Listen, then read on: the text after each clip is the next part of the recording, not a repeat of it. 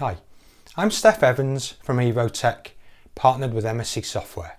Here's another one of our MSC Apex quick bites, this time looking at how to create a material library within Apex. Okay, so creating a material library in Apex, the standard way of creating materials, both for 2D orthotropic and isotropic materials. So there's a fair bit of information to input, and if you're using a significant set of materials or different sets of materials, then this can be quite laborious. So you'd need to type in, for this case, isotropic, the elastic modulus, Poisson's ratio, and density. Obviously for 2D orthotropic, this becomes much more laborious given the additional information that's required.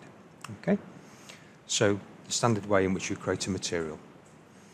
We can use the Python macro recording capability to automate this to a degree.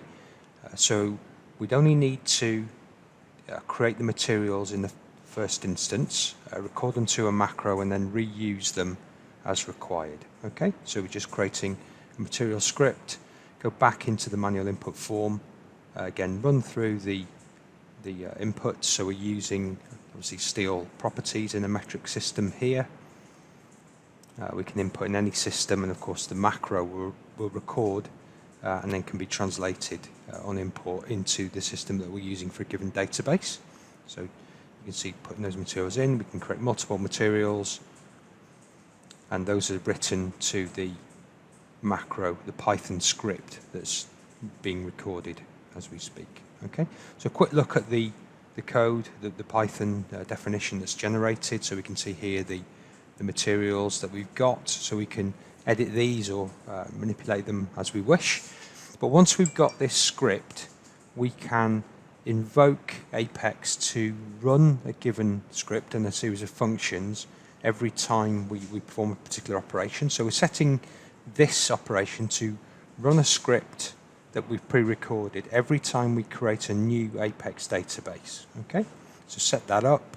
We can create the new database. It's going to ask us to save the existing one. We can skip over that. So new database called test, and as we run, it's running the material library script in the background, and then when we go into the material form, we can see these orthotropic and isotropic materials we've got in there, and it's as simple as that. I hope you found this interesting. If you'd like to develop your Apex usage, head over to our site where you'll find many online learning opportunities.